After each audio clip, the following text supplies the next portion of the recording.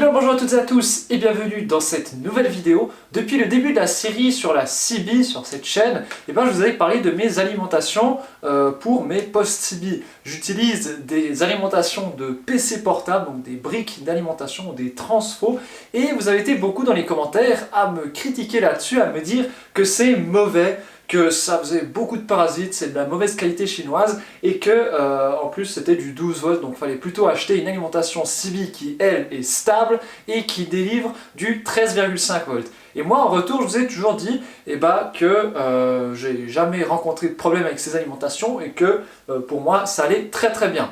Et aujourd'hui je me suis dit que je vais vous faire ça, je vais vous tester ça de manière un peu plus scientifique. Je vais sortir les appareils de mesure, on va faire un comparatif objectif et on va voir si vraiment c'est mauvais ou bien d'utiliser un transfo d'ordinateur pour faire de la CB. Pour ça, je vais donc comparer le transfo à une alimentation de laboratoire stabilisée, mais également à une batterie. Comme ça, on aura un comparatif de tous les moyens d'alimentation plus ou moins standards dans la CB, et puis comme ça, on pourra vraiment les comparer. Avant de commencer, je vais par contre vite vous présenter du coup le matériel que je vais utiliser. Niveau des alimentations elles-mêmes, du coup, le transfo, ça c'est une alimentation de PC portable que j'ai récupérée. On peut également en trouver d'occasion pour à peu près 5 €. C'est fabriqué en Chine, ça délivre 12 volts, 4 ampères.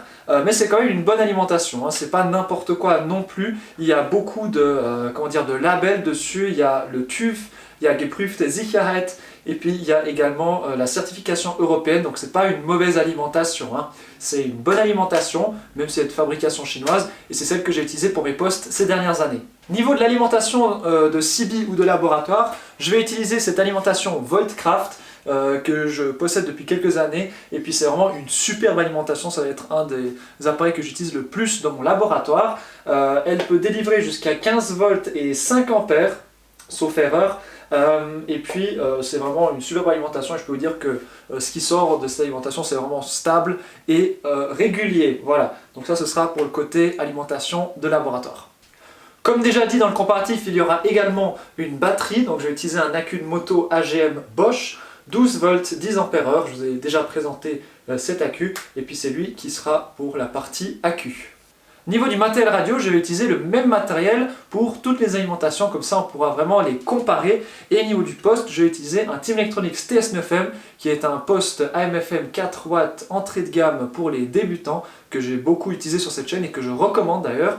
Donc c'est un poste 4 watts et puis au niveau de l'alimentation, ici c'est écrit pour la tension entre 10,8 et 15,5 volts et puis le courant maximal 1,2 ampères. Avec ce poste, je vais brancher du coup mon antenne demi-onde qui est à l'extérieur et puis je vais également utiliser un micro de table Zetagi MB+5 pour la partie audio. Niveau des appareils de mesure, je vais utiliser un Transmatch HP1000 pour mesurer la puissance en sortie et je vais également utiliser un multimètre pour tout ce qui est tension et courant et puis je vais aussi utiliser du coup les indicateurs de tension et de courant sur mon alimentation de laboratoire. Voilà pour tout ce qui concerne le matériel. Maintenant je vous propose de passer au test et on va commencer par l'alimentation de laboratoire. Voici donc le setup qu'on va utiliser pour faire le test. Tout au-dessus, j'ai mon poste. Ici, on a le wattmètre. Là à droite, on a le multimètre qui nous servira pour la tension et le courant. Et à gauche, on aura les alimentations. Donc je commence par l'alimentation de laboratoire. Et du coup, je vous dis juste que la référence qu'on va utiliser, c'est le multimètre. Pourquoi ? Parce que déjà le problème c'est que le multimètre et le voltmètre et ampèremètre de l'alimentation de laboratoire, ils ne sont pas forcément exactement les mêmes et du coup ils indiquent peut-être des valeurs légèrement différentes. Et puisque je vais mesurer toutes mes alimentations avec le multimètre, c'est surtout sur lui qu'on va se baser. Donc c'est lui qui sera la référence pour comparer les différentes alimentations. Donc je vais passer en émission, voilà. Comme vous pouvez le voir, puissance de sortie, on est pile à 4 watts. Et puis ici, niveau de la tension, elle monte même. Là, on était à 12 volts. Et là, on monte à 12,3 volts. Donc, on est légèrement monté au niveau de la tension. Ce qui est assez étonnant d'ailleurs. Mais du coup, ça veut dire qu'il n'y a pas de chute de tension. Donc, je ne pense pas que ça va faire du mal. Après, ça ne bouge pas de grand chose. Mais ça bouge quand même un tout petit peu. Maintenant, je vous propose, on va refaire le test sous 13,5 volts, voir si ça fait une différence, parce que beaucoup de gens m'ont dit qu'il faut faire fonctionner les postes à 13,5 volts. Donc on va voir s'il y a une différence, c'est surtout la puissance en sortie et puis la tension est même qui m'intéresse. Nous voilà donc à 13,5 volts, et puis on va passer en émission. Comme vous pouvez le voir, toujours 4 watts en sortie, et là on a aussi une légère augmentation de la tension, mais qui est dans le même ordre de grandeur que à 12 volts. Donc pour l'instant je vois pas de différence entre 12 et 13,5 volts. Maintenant je vais changer le multimètre, là je vais le passer en ampères-mètres, et puis on va voir s'il y a une différence au niveau du courant. Me revoici avec l'ampère-mètre. Comme vous pouvez le voir, on est à 0,2 ampères de courant nominal, ce qui correspond d'ailleurs à ce qu'indique l'alimentation de laboratoire. On va passer en émission et voir ce qui change. Donc là on est à 0,2, et en émission, toujours avec 4 watts de puissance en sortie, on arrive à peu près 1,1 voire même 1,2 ampères. Ouais, c'est pas mal. Et ça correspond d'ailleurs à ce qui est écrit sur le poste, hein, c'est écrit 1,2 ampères. Là on est à 1,15 d'après le multimètre, 1,08 pour l'ampère-mètre de l'alimentation. Maintenant je vais monter encore une fois à 13,5 volts et on va voir s'il y a une différence. Donc 13,5, voilà, 13,5 volts. Pour l'instant le courant nominal est exactement le même, on est à 0,2 ampères, et en émission du coup on monte 1,16. Bon, 0,01 ampères, ça va vraiment pas faire grand chose, et puis si ça se trouve c'est juste le multimètre qui overshoot. Donc on est exactement dans le même ordre de grandeur, hein, à 0,2 au repos, et ensuite à 1,15 voire un peu plus quand on est en émission. Donc de ce point de vue-là, pour l'instant, entre 12 et 13,5 volts, il n'y a absolument aucune différence. On verra ça après aussi dans le test audio, mais d'abord, on va passer à l'alimentation de PC portable, donc au transfo. Maintenant, nous allons du coup comparer le transfo ou l'alimentation de PC portable. C'est une alimentation 12 volts 4 ampères. Et puis on va voir du coup ce qui se passe quand je passe en émission avec la tension et la puissance en sortie. On est actuellement à 12,2 volts. C'est parti du coup. Voilà, on voit que ça ne bouge pas grand chose, ça a même l'air d'augmenter un peu, bon, de pas grand chose en tout cas. Au niveau de la puissance en sortie, on est toujours à 4 watts, donc de ce point de vue là, il ne devrait pas y avoir de problème, voilà. Maintenant je vais refaire comme avant, hein, du coup je vais brancher l'ampère-mètre et on va voir ce qui se passe avec le courant. De retour avec l'ampère-mètre, on va du coup voir ce qui se passe avec le courant, c'est parti. Voilà, je passe en émission, toujours 4 watts en sortie, et comme vous pouvez le voir, le courant est dans le même ordre de grandeur, hein. Là on est à 0,2 en nominal et à 1,15, 1,16 en émission. Donc de ce point de vue-là, je me fais pas de soucis, hein. Ça bouge pas de grand chose et on est dans le même ordre de grandeur. Donc jusqu'à maintenant, on dirait que, en tout cas entre l'alimentation de laboratoire et puis le transfo 12 volts, il n'y a pas de grande différence, en tout cas d'après les appareils. Je vais encore sortir la batterie, puis on va voir s'il y a une différence. Nous revoilà maintenant du coup avec la batterie AGM de voiture Bosch 12 volts. Vous voyez qu'elle est un peu chargée un peu plus. Je vais peut-être changer l'échelle là.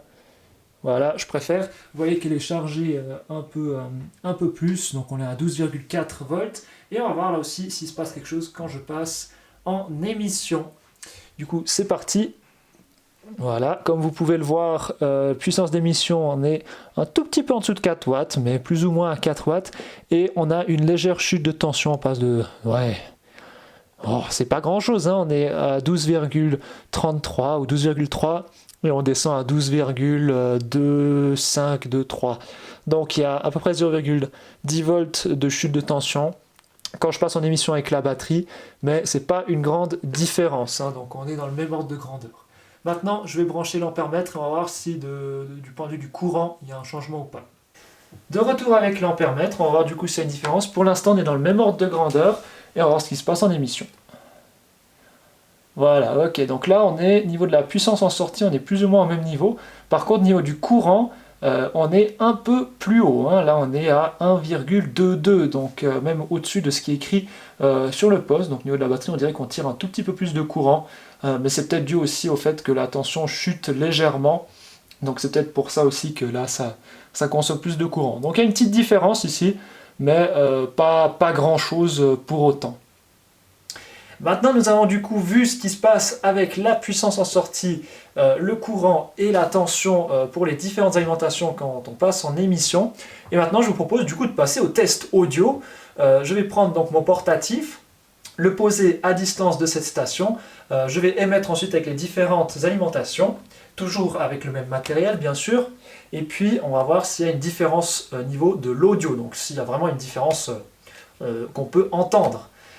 C'est surtout ça qui va nous intéresser au final, c'est est-ce que, avec les différentes alimentations, est-ce qu'on entend une différence? Et du coup, c'est pour ça qu'on va faire le test audio. C'est parti! Ok, attention, canal 15, premier test avec l'alimentation de laboratoire sous 12 volts, 1, 2, 3, 1, 2, 3, test audio sous 12 volts d'alimentation de laboratoire. Je parle donc à travers le ZAGMB+5, ça passe à travers le poste et finalement, du coup, alimenté par l'alimentation de laboratoire. J'espère que ça sonne bien et je vais tout de suite faire le test. Là, je suis sous 12 volts, on va monter à 13,5 volts et on va voir s'il y a une différence. Du coup, je passe sur 13,5 volts. Voilà, me revoilà avec un deuxième test, cette fois-ci avec 13,5 volts, toujours avec l'alimentation de laboratoire et exactement le même matériel. Est-ce qu'il y a une différence? 1, 2, 3, 1, 2, 3, test audio, sous 13,5 volts. Qu'est-ce que ça donne? 1, 2, 3, 1, 2, 3, sous 13,5 volts. Normalement, la différence ne devrait pas être... normalement, il ne devrait pas y avoir de différence, même, en tout cas pas de différence audible. D'après ce qu'on a vu avec les appareils de mesure, normalement, ça devrait donner exactement le même résultat. Et maintenant, juste après ça, je vais passer sur l'alimentation de PC portable et on va voir si ça change quelque chose. Et me revoilà cette fois-ci avec l'alimentation de PC portable 12 volts 4 ampères. Donc ça c'est le transfo dont vous m'avez tous dit que c'était pas très bien pour cette utilisation. Et ben voilà du coup le son que ça donne à côté de l'alimentation de laboratoire. Comme on l'a vu avec les appareils de mesure, normalement il ne devrait pas y avoir de grande différence. Et je pense même qu'il n'y a pas de différence audible. Voilà, ça c'est du coup pour le transfo de PC portable. 1, 2, 3, 1, 2, 3, test audio. Voilà ce que ça donne. Maintenant, je vais passer encore pour un dernier test sur batterie et on va voir s'il y a une différence. Et voilà pour le dernier test finalement sur batterie, donc batterie 12 volts Bosch AGM. D'après les instruments de mesure, on consomme un tout petit peu plus de courant, donc il y a une petite chute de tension, mais c'est possible aussi que la batterie soit un peu déchargée. Je pense cependant quand même que niveau de l'audio, il ne va pas y avoir de grande différence ou même pas de différence audible. Voilà, test 1, 2, 3, 1, 2, 3 sous batterie avec exactement le même matériel. Comme ça, vous aurez eu la comparaison entre les trois différentes alimentations. Voilà.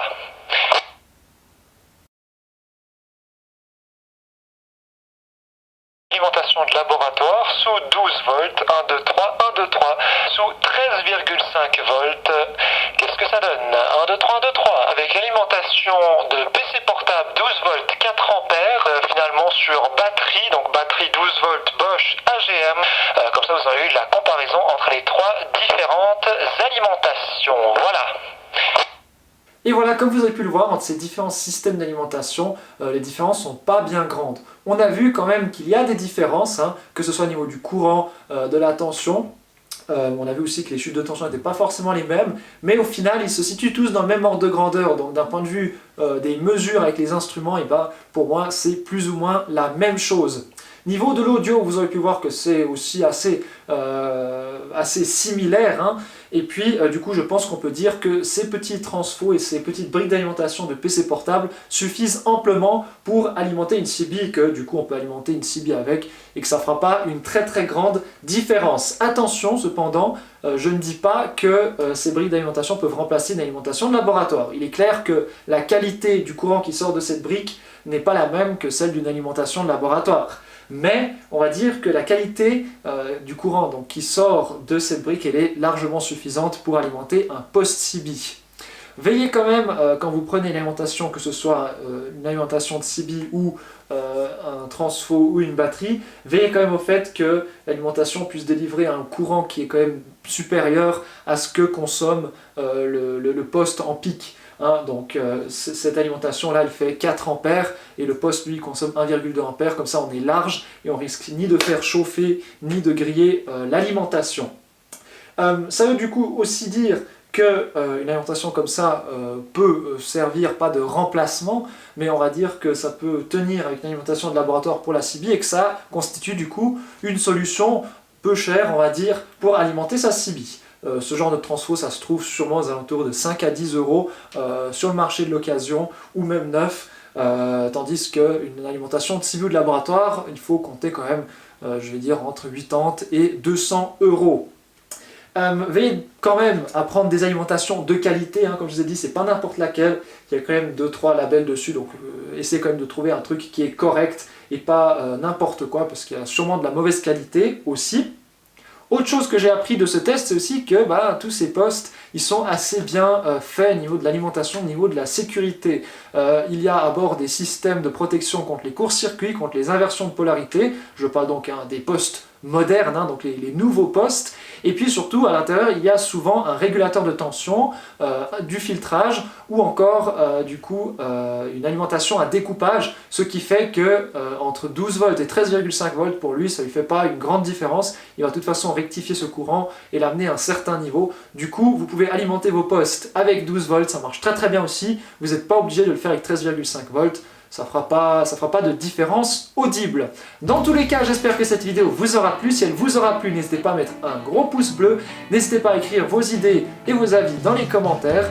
Je vous laisse checker la description également dans laquelle je mettrai tous les liens utiles sur le sujet. Il y a également le lien vers le serveur Discord que vous pouvez rejoindre pour communiquer avec moi et la communauté. Vous pouvez également vous abonner à la chaîne si ce n'est pas déjà fait.